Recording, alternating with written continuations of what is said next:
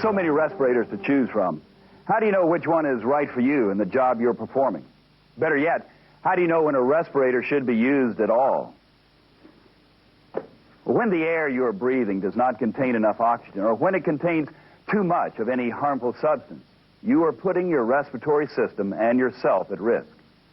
Fortunately, most lung and bodily damage can be prevented by using the right kind of air-purifying respirator.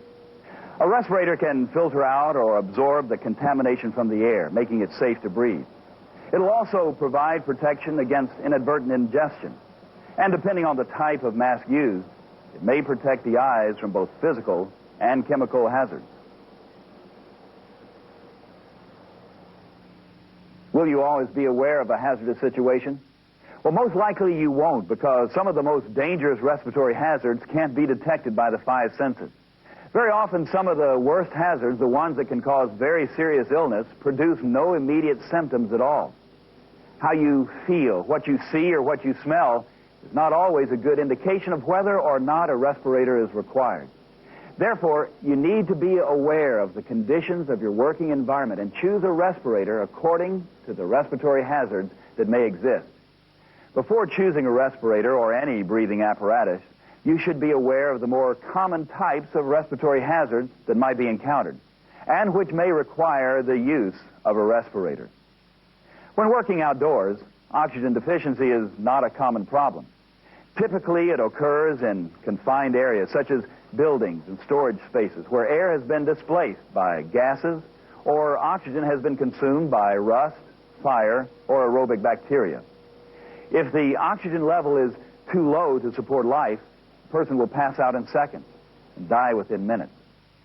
However, through proper and frequent air monitoring conducted by your employer, you will know whether the air is safe to breathe without the use of a self-contained breathing apparatus. Particulate contaminants can occur in the form of dust, fumes, or mist. Now, dusts are created during cutting or grinding operations, or when certain materials, such as grain or certain fabrics, are handled, and the dust can hang in the air for a long time. Fumes are formed when metals are heated. As the material begins to cool, extremely small particles become suspended in the air. And mists are tiny droplets of liquids that often occur around spraying operations.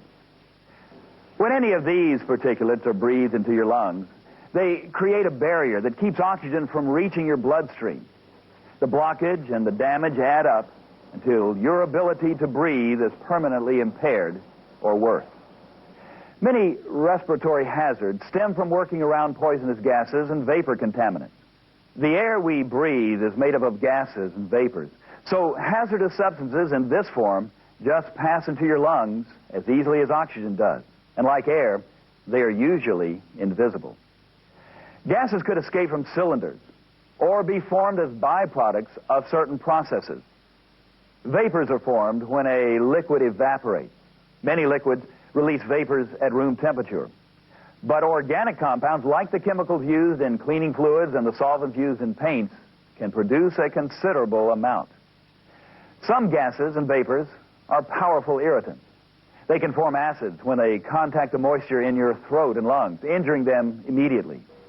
If the gases or vapors reach your brain, they will cause dizziness, fainting, or blurred vision. They can slow your reflexes down or affect your sense of judgment. Gases and vapor contaminants can be lethal. The only way to protect yourself is by using the appropriate air respirator. Now, exactly when do you need a respirator? When does a contaminant in the air actually pose a threat to your health? Well, that depends upon what the substance is, what its concentration is, and how long you are exposed to it. These factors will also determine the type of respirator that you'll need. There are two types of respiratory protection: air purifying, or an APR, and supplied air, or SA respirators. APRs only remove specific contaminants from the atmosphere already present. SA respirators draw air from either an atmosphere outside the contamination or from a tank of compressed air. Basically, air purifying respirators rely on mechanical filters or absorbent materials to remove atmospheric contaminants such as particulates and vapor gases. Before any air purifying respirator is used, the identity of the contaminant and its concentration level should be known so that the proper filter cartridge can be used. It is very important to understand why different kinds of respirators are used in different situations. The amount of protection that you will need is based on the concentration of the hazard.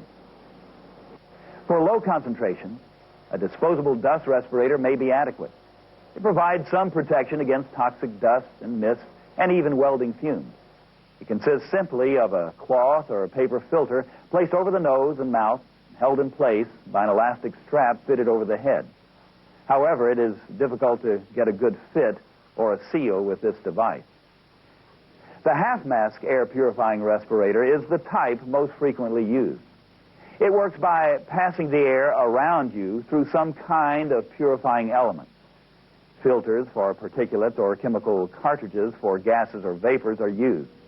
It fits from above the nose to below the chin and utilizes either one or two cartridges for contaminant removal. This unit is used for protection against pesticides, dust, acid gases, organic vapors, and other materials for which there are appropriate cartridges.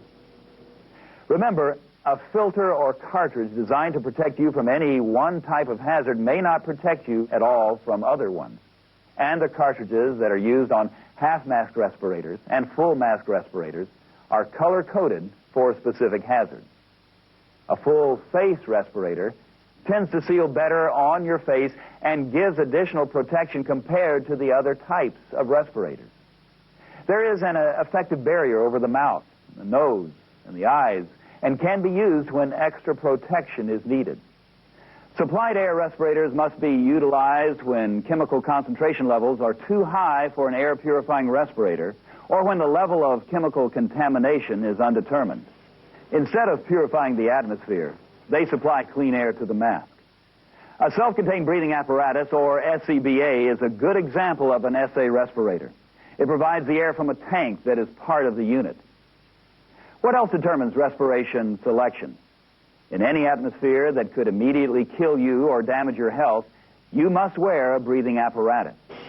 Atmospheres which are flammable or explosive, oxygen deficient, or contain high concentrations of a toxic substance are situations which are immediately dangerous to life or health.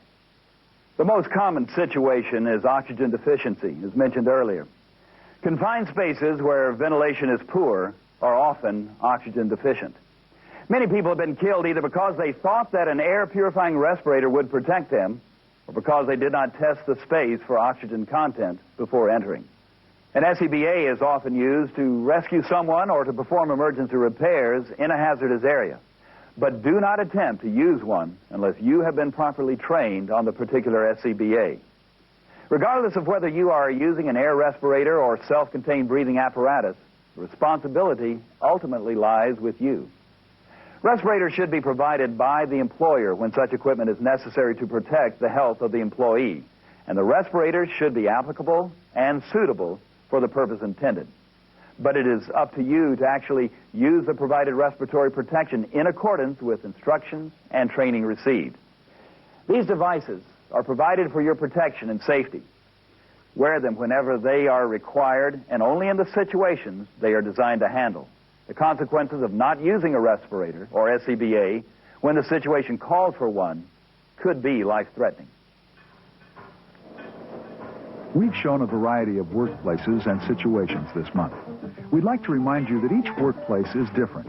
Be sure to wear the personal protective equipment that's right for your job. For more information about Safety Watch, give us a call at 800-440-0377. From all of us here at Safety Watch, work smart, stay safe, and thank you for watching.